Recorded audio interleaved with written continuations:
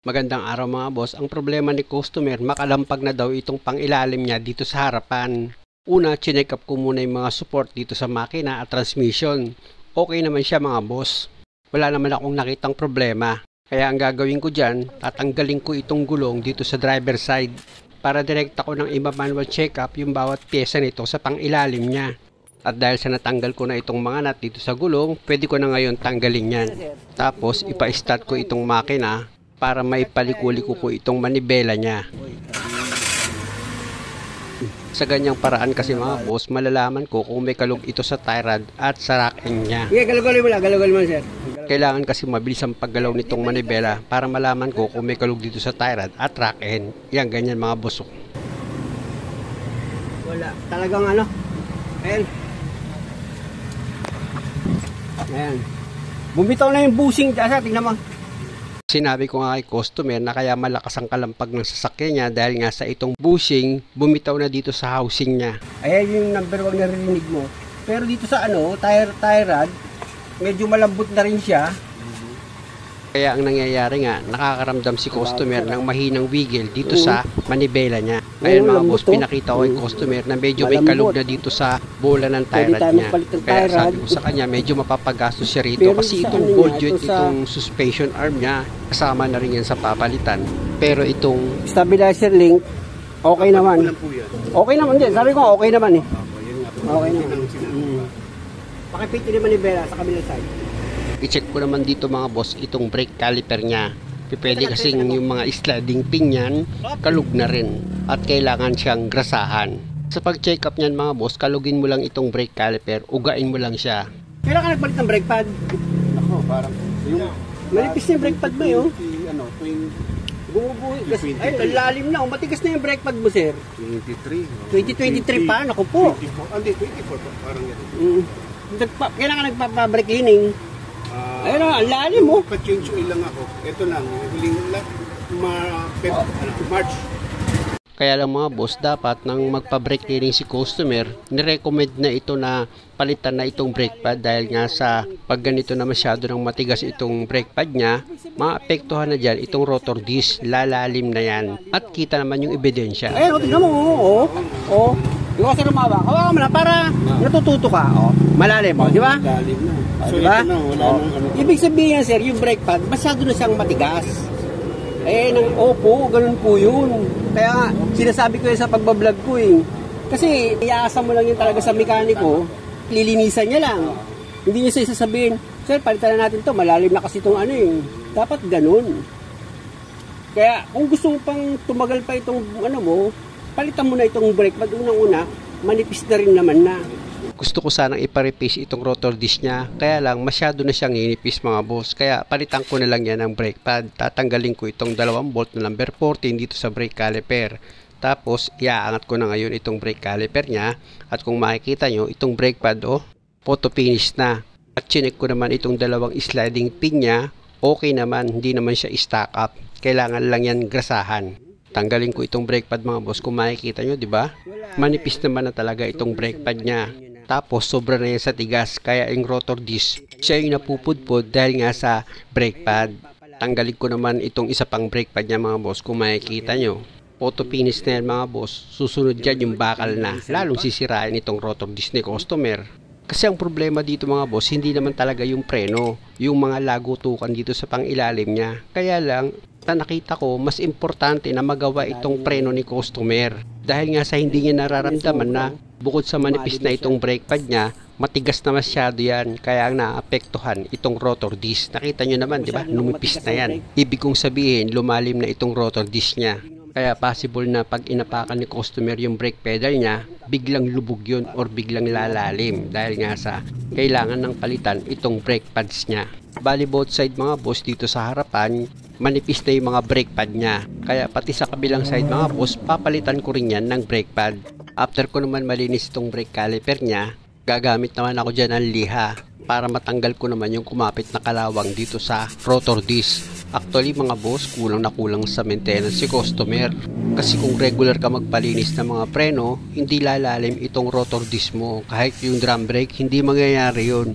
Kasi pag pinapalinis mo regular itong mga preno mo, yung tumigas dito sa ibabaw ng brake pad mo or ng lining mo, pati dito sa brake shoe, matatanggal yun sa pamamagitan nga nitong liha kapag nilinis yan. After ko malinis itong rotor disc, hinugot ko naman itong sliding pin bolt, tsaka ako ngayon yung pinunasan, tapos papahiran ko yan ng grasa. After ko mapahira ng grasa itong sliding pin bolt, ibalik ko na yan sa dati niyang position. Tapos isunod mo naman sa hugutin itong nasa taas na sliding pin bolt, punasan mo rin yan. Mahalaga na malinis yan bago mo pahiran ng grasa. Sa pagpahid mo naman ng grasa mga boss, lalo na't luma na itong sasakyan, kahit medyo makapal, okay lang yun. Kasi nga itong sliding pin bolt, numinipis din yan. At pag napahiran mo na yan ng grasa, pwede mo na ngayon yan ibalik sa dati niyang position. Tapos, pwede mo na ngayon ilagay itong bagong brake pad. Sa paglagay naman itong brake pad, hindi ka naman dyan malilito dahil meron siyang guide. Itapat mo lang yan dito sa guide ng brake caliper holder mo, tsaka mo ngayon siya idiin.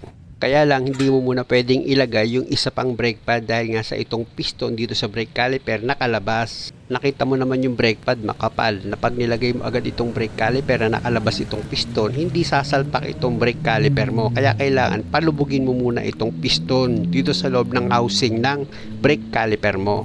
Kaya ilagay mo muna itong brake caliper, tsaka mo isunod sa ilagay itong 2 bolt niya na number 14. Ipakapit mo muna yan dito sa thread niya.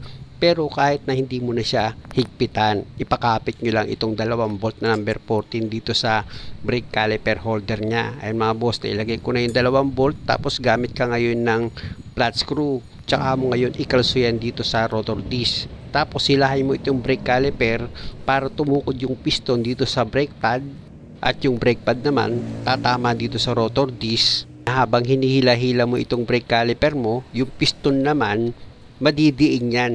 Kaya papasok ngayon yan dito sa loob ng brake caliper housing mo.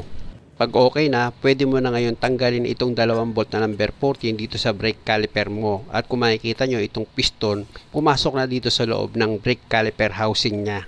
Tapos, pwede mo na ngayon isunod sa ilalagay itong isa pang bagong brake pad mo. Ayan na mga boss, itatapat mo rin yan dito sa guide sa baba at sa taas ng brake caliper holder mo, tsaka mo itulak. O, di ba? Pasok na siya. Dahil okay na yan, pwede mo na ngayon ilagay itong brake caliper mo.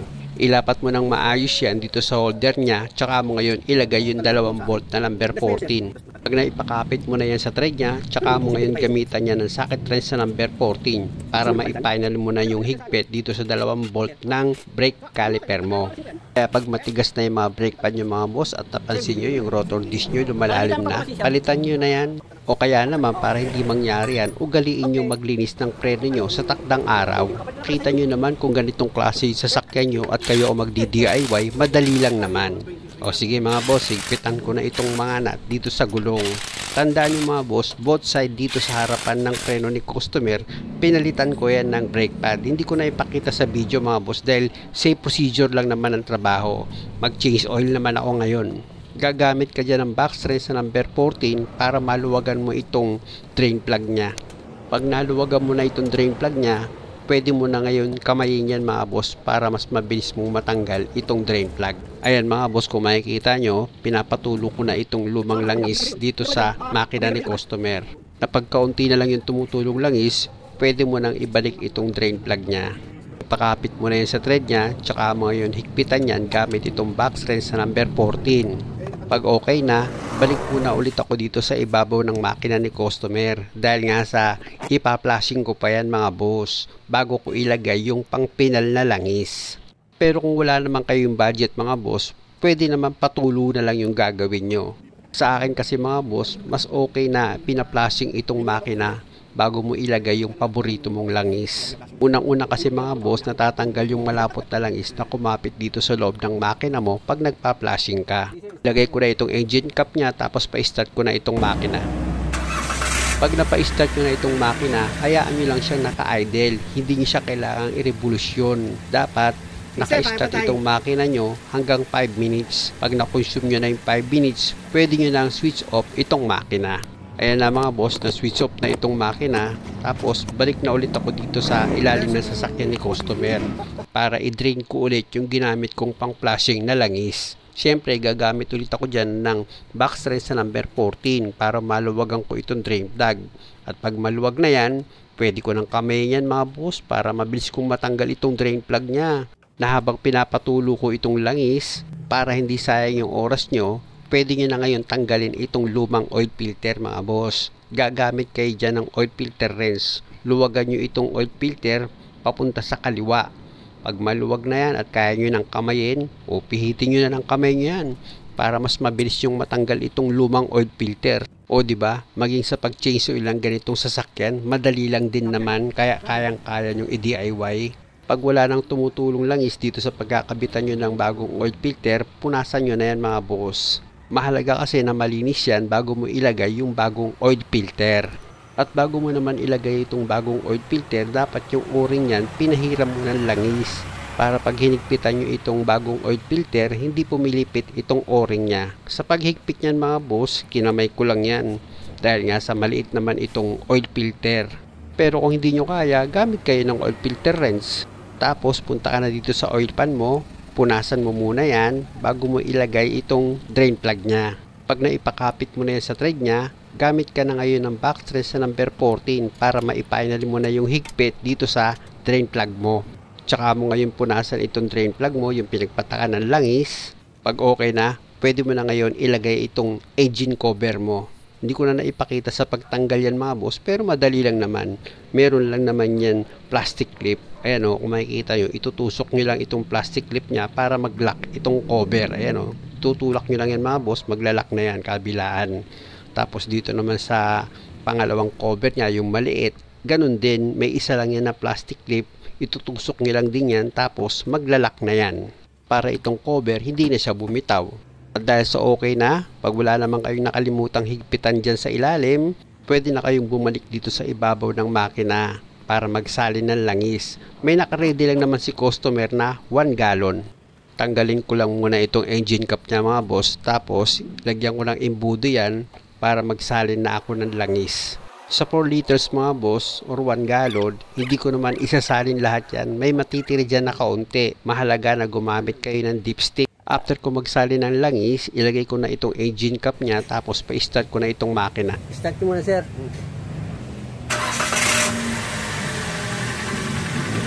Pag napa-start nyo na itong makina mga boss, hayaan nyo lang siyang umaandar kahit na ilang minuto lang. Halimbawa, mga 4 minutes. After nun, switch off mo na itong makina. Tapos patagalin mo ulit kahit na 4 minutes pa ulit, tsaka mo ngayon hugutin itong dipstick mo para makuha mo yung tamang sukat ng langis. Ito na mga boss, hugutin ko na itong dipstick nya, tapos pupunasan ko yan. Pag napunasan nyo itong dipstick, ibalik nyo rin. Ibaon nyo itong dipstick hanggang sa stopper nya. Tapos hugutin nyo ulit itong dipstick para makita nyo ngayon yung tamang sukat nya. Pag kulang, pwede kayo magdagdag. Yung pa siya, ayun pa lang. Gaya nito mga boss, kulang pa siya. Kaya magdadagdag ulit ako ng langis dito sa makina. Gaya nga ng sinabi ko, hindi ko naman isinalin lahat yan. May natira pa ako dyan na mahigit kalahating litro, tapos bawasan ko pa yan dahil nga sa magdagdag ako ng langis. Pag okay na, ilagay ko na itong engine cap, pati itong dipstick, ibalik ko ulit siya dito sa dati niyang position. Tsaka ako ngayon hugutin yan. Ayan, eksakto na. Di ba? At dahil sa okay na yung level ng langis, naka-full na yan mga boss. Muli, maraming salamat sa panonood. Sana nakakuha kayo ng idea, at kung maaari, huwag nyo naman sanang kalimutang mag-subscribe sa channel ko. Maraming salamat.